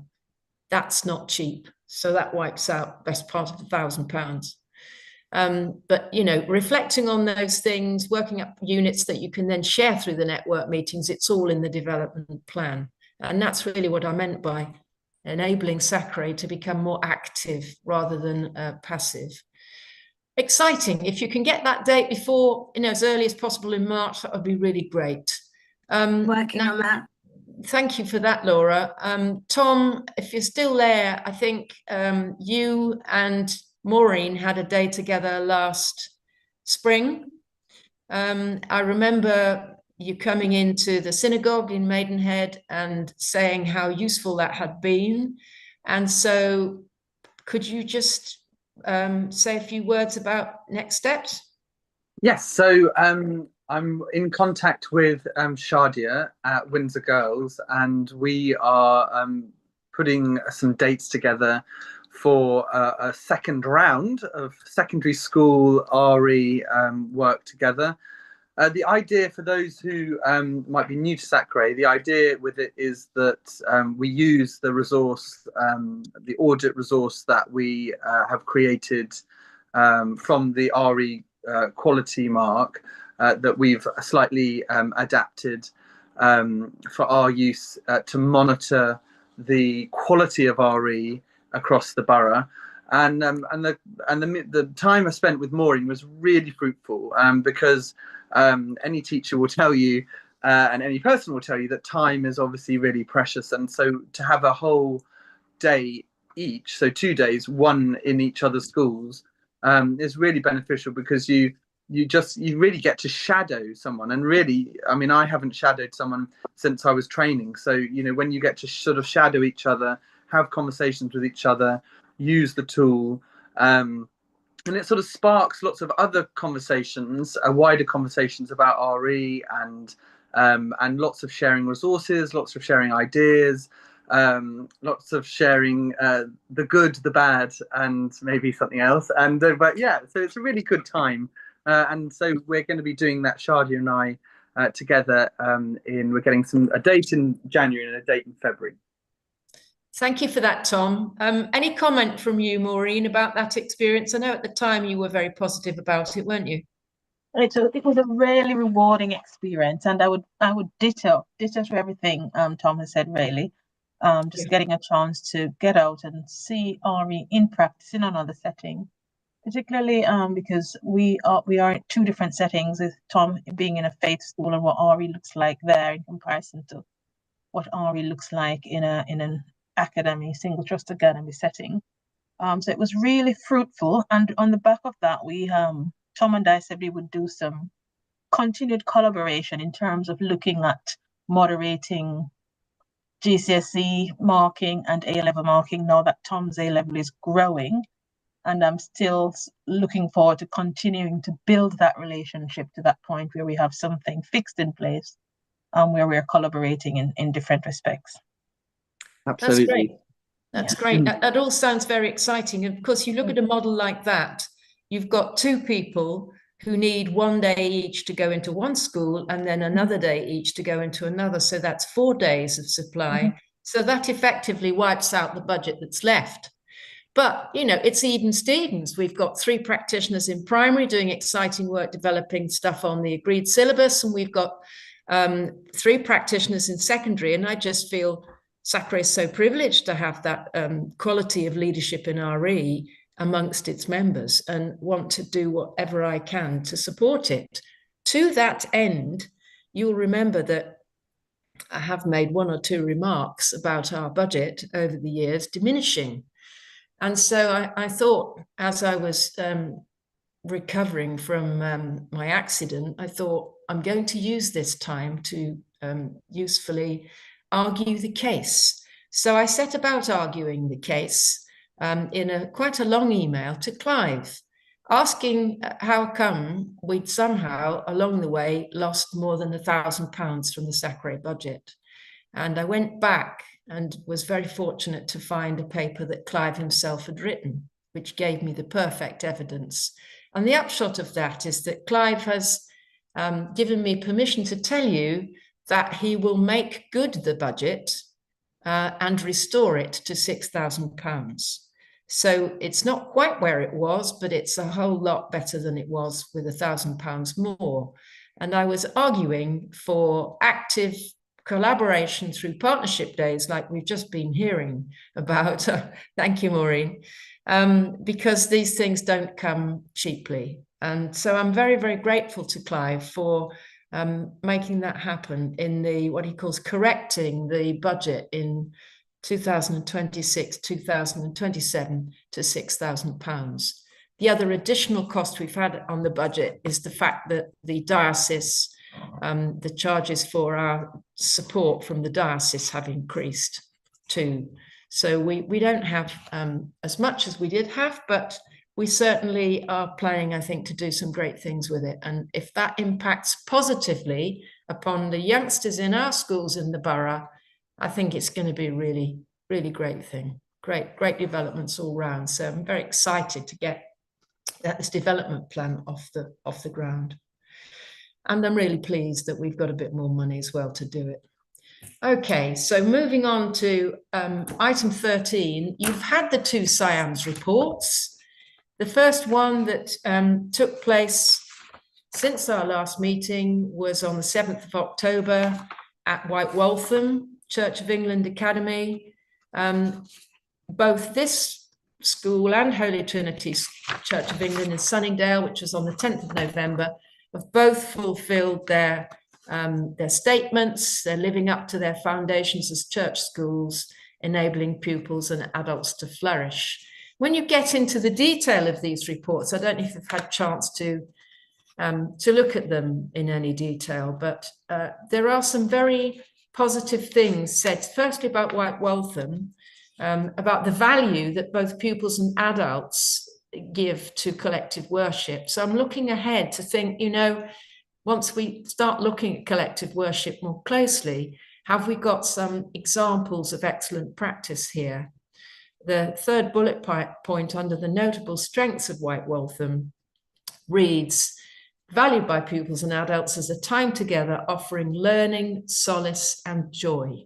And I thought how lovely it was that the word joy came into any statement in a report, which can sometimes be famously quite turgid, more the Ofsted ones than the SIAM ones, but lovely to have that word in there.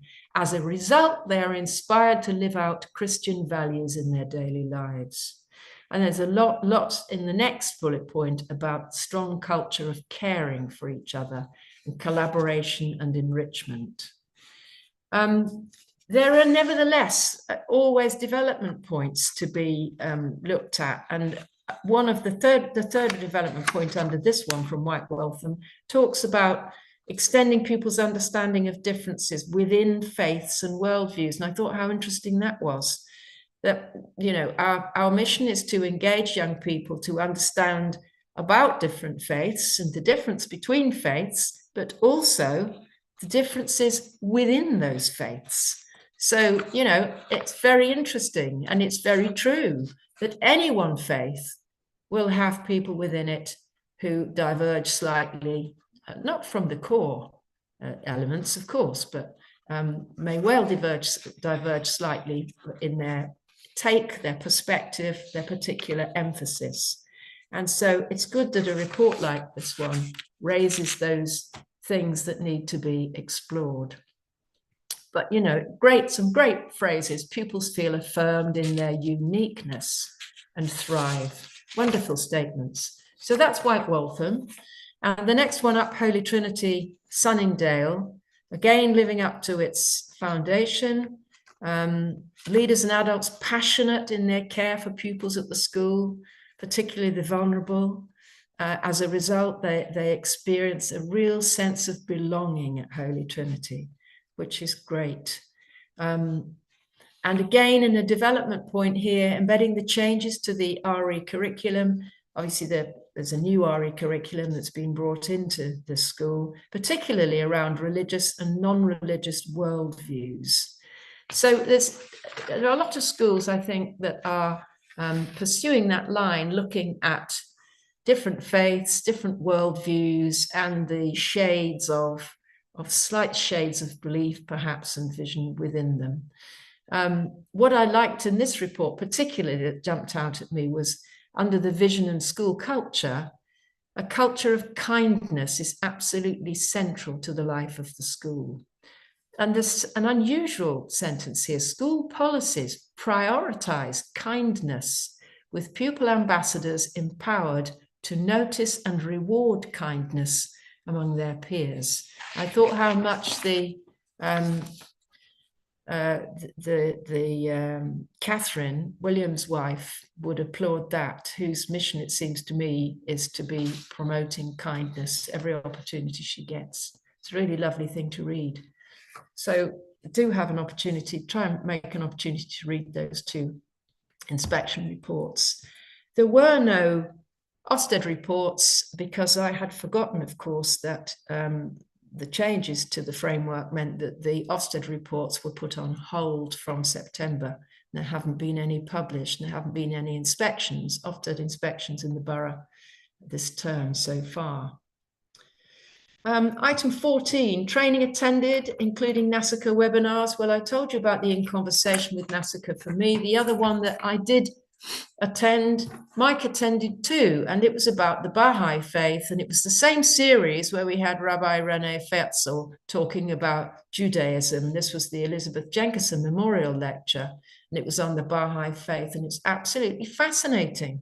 I didn't know, for example, that the Baha'i believers put such emphasis on the importance of gender, of both male and female. And the lady who was delivering it, Wendy Moman, at the beginning, she said something curious. Humanity has two wings, one male and one female. For the bird of humanity to function and to fly, both wings need to function well. And I was very intrigued. I hadn't picked up from things that you'd said, Mike, in the past about the actual role of the feminine, the female, the mother, the role that takes and the expectations of that role was quite as pronounced as it is. But it was a very interesting lecture. Any comments from you? Only that I'm glad you enjoyed it. I mean, yeah, I thought it was great, but then I would, I suppose. I hope that others might want to see it again, but or just to see it on recording. But yeah, so sorry, I'm going to ramble, so I'm just going to say nothing. Yeah, I'm glad you enjoyed it. Yeah, so I will circulate it. I don't know if it's come through yet, but when it does come through, if people are interested, I'll circulate it, and then you can have a chance to listen to the lecture for yourself. So I've actually seen all 6 of those lectures, and I know you've been in on some of them yourself, Katie, haven't you? I found them extremely interesting, very, very interesting indeed, very educational. What other training have people been on? Any other training courses or any other things that people like to comment on, like the RE network meetings? Katie, would like something? Could you tell us a little bit about how the primary one went? I heard very good things about it. So I did an online sort of update, national updates one that I think was well received. And then just to let you know, I've done a couple of things. I've done a review of the RE hubs last week, which was really helpful for me. And also I'm attending a webinar for new RE advisors with NASACRE on Thursday, I think it is. So yeah, I've done quite a number of things as well as delivering training, obviously through the diocese. And I actually did a diocese training on diversity within religions last week as well, to support the church schools. But again, with all the training that I'm delivering, I can recycle it and, you know, do it again. And just let me know what suits really. Just, you know, if the word on the ground is that people would like some support with diversity within as well as between religions, then I can do a very general overview of that, which is what I did last week with the schools that attended. About 36 church schools overall across the diocese attended last week. But yeah, just if there's anything that you think would be helpful, please just let me know and I will put that into the programme. That's a hotline for anybody really. Straight to Katie, that would be very useful. Shanaz, did you go to the RE network meeting? Yes, yeah, I did. Yes. Yes, you did. Yeah, I did. I'm just trying to remember. It's been so long since we've had one. Been a long day. It's been a long day. Yeah. Okay. Well, I hope you found it useful. I'm sure you did. No, they're always useful. They really are. And I just feel like we sort of take away so many good things from there that we can sort of put into place and everything. So yeah, definitely. And I do like them being in person as well. I think that does make a difference. It's just nice to connect with everyone and see how everyone's doing. Was that at your school, Laura? No, it was online. I think there was one planned, wasn't there? And then we've that would be rescheduled. We postponed it. Yeah, we postponed it because we thought we'd look at the updated syllabus first. Yeah. Okay, that's good. Can I ask Tom if you're still there? Did you? Has there been a secondary network meeting? I think that there has been, but I have to say I didn't go to it. I'm sorry. Okay. Maureen, were you at that, or did you know there was one, or maybe it's just a hub around Altwood? Sadly, not being able to go to any of them. I struggle. What I would really like, if I'm to be honest, is to have a list of dates for the year sent to me somewhere, and then I could say, okay, I can make that one.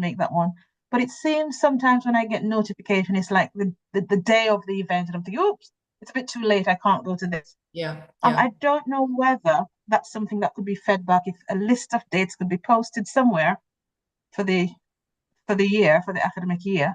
Yeah. And then we could plan around that, because that would help me too. I think maybe perhaps if Shadia had been able to come, she might have been able to update us, because I get the impression that she has been going to the secondary network meetings around Altwood, but I don't know. But it might be good if I can drop Kylie a line and ask her if she's got dates in advance. Okay. Moving on to item 15, Pan-Berkshire Hub. I get the feeling that well, Yeatsian really, things fall apart. You know, I don't. There hasn't seemed to have been any initiative from any other SACRE to blow life into the embers of the Pan-Berkshire Hub. But Katie, have you got any word on that? Yes, so I was at the Wokingham SACRE with my CRB rep hat on a couple of weeks ago, and I'm going to try and organise a meeting with Ian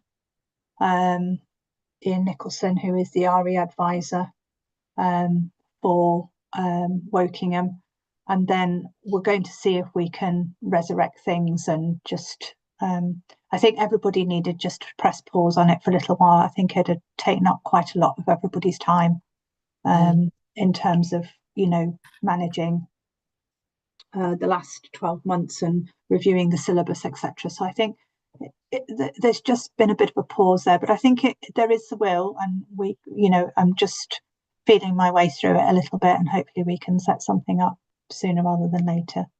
It would be good if we could not lose the Pan-Berkshire impetus that we had. There was a lot of strength in that, I think, but it has felt very shaky over the last 2 years. But anything we can do just to keep us in contact with one another, that would be really, really good from my perspective anyway. Spring term SACRE newsletter. Any comments on, I know you would welcome input from people, wouldn't you? Yes, happily. I have changed the format. I'm going to do one newsletter for all 3 SACREs, but they'll be on Sway, and there'll be sections that refer to each of the different SACREs. So there'll be a section for Reading, Bracknell Forest, and West Berkshire and RBWM that everybody could kind of slot into. And so yes, it'll be quite comprehensive. I'm gathering resources and information, and as I'm learning more, I'm sort of picking things up. So yeah, it's going to be quite a packed edition, but I would absolutely welcome, you know, even if you just wanted to write a little kind of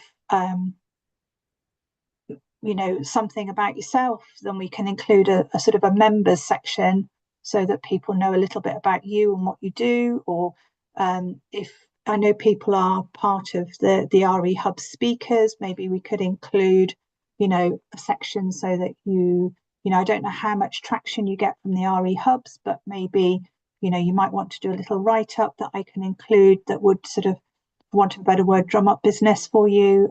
You know, just absolutely open to taking whatever you want to send me. and making it work for you. So please don't hang back. Please just let me have any material that you'd like to be published in there, because it's, at the end of the day, it's your newsletter, and I can put in there what I think you might want in there, but if there's other stuff that you want in there, then it needs to come from you. Could I just ask you all a question? And if you're approving, just give me the thumbs up.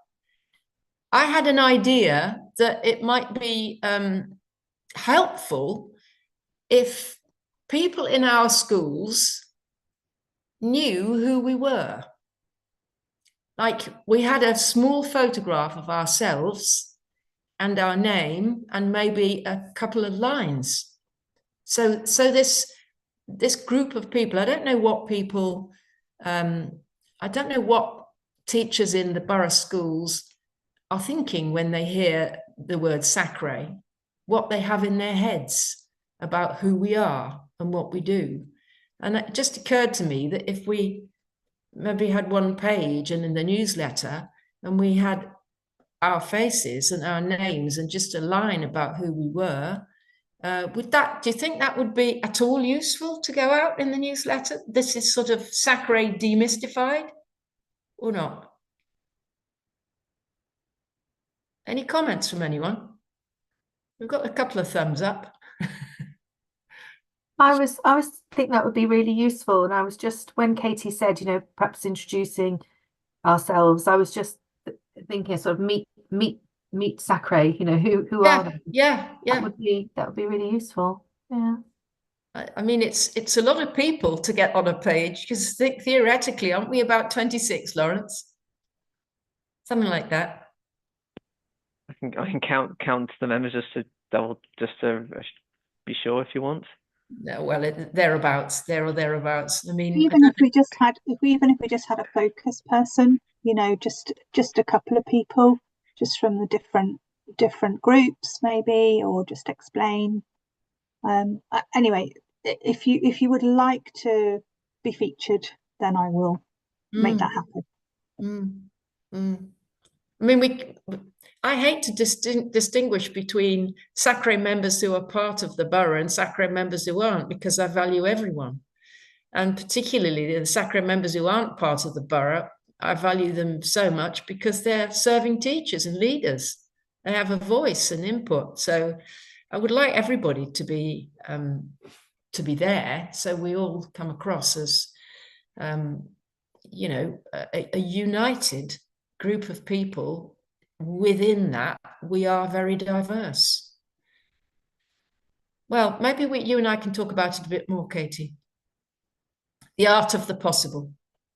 But does anybody have any violent objections to having their mugshot put on the newsletter front and a couple of lines? You can write it, all of you, just to say, you know, because you know what my vision is that the people who read that newsletter might see, for example, Margaret Smith, and know she represents the Quakers, and think, oh, that'd be interesting. Ask her into school. You know, see Zia's face. Oh, that's the man who wrote the article. You know, see somebody else's face. Or, oh, I didn't know she worked at First Plat, or she works at Riverside, you know. It might just begin to get people talking and communicating a bit more. Okay, we'll think about it. Any other business? We are romping towards the end. We're 6 minutes from the end of the meeting. Any other business anybody would like to raise? Yes, Councillor Tisi. Thank you. I just wanted to bring to your attention, and I'm going to try and get it up on my phone, the Windsor Living Advent event. I don't know, Living Advent event, yes, which is on every night this Advent, all around Windsor. It's hosted by various local organisations, churches, shops, all sorts of places, a school, pubs, breweries, the library, and there'll be a real mixture of religious and secular events, activities. It's a sort of a surprise. You go along at 6:15 and the door opens and something happens for Advent. So this evening it was at the Guildhall in Windsor, and pupils from the boys' school were performing. Tomorrow it's at Holy Trinity Garrison Church. So there is a card on the Facebook page if you look up Windsor and Eton Living Advent Calendar, and then you can see all the different events. And it's a really lovely chance to see some different places. And I know we've got quite a few churches involved this year, including St Edward's. I've just signed them up as well. So recommend that to everybody. That sounds lovely. Thank you for sharing that. That's lovely. Katie. Can I just check, is Slough Eton College in RBWM or not? Slough and Eton is in Slough. Ah, so Slough Eton College is Slough, is it? All right. Well, anyway, just so you know, there's an interfaith eco conference being held there. If anybody's interested, on Wednesday morning. If you were interested in going and had some time on Wednesday morning, then do please drop me a line and I will put you on the list to go. I hear there are really good things going on at Slough and Eton College. Excellent. Any other business from anyone else? Chris, you haven't said anything much. No, I don't think I've got anything else, Karen. Okay. Thank you. Right, well, with 4 minutes to go, Lawrence will be very pleased with me. I'm going to wind up this meeting, and thank you all very much indeed for your input. Let's hope that we can move into the new year in the spirit of friendship and tolerance and understanding and wanting to get energy for everything that we believe is important, so that we can step into this new year thinking we can make a difference. I do feel that with the launch of the agreed syllabus, it will be a wonderful opportunity for just such as that to happen. All of us together agreed on this new venture, and also having the Worldviews exhibition, all the different faiths together represented. I think that will be a really good starting point for us all. But before we get to the new year, of course, we've got Christmas, and all the serving teachers have got all the madness up to the point where they can actually go home and flop. So I'd just like to wish you all a very, very happy Christmas, and thank you all for all that you do by being on SACRE and being the people you are, and speaking up and letting people know what you think, and that you care, because we're all in it because we care. And may you have a wonderful and a very blessed Christmas. And we'll see you again in January. Thank you, Karen. Thank you very much. Yeah, Thank you. Thank you. Happy Bye-bye. holidays, everybody. Yeah. Bye. Thank you so much. Bye-bye.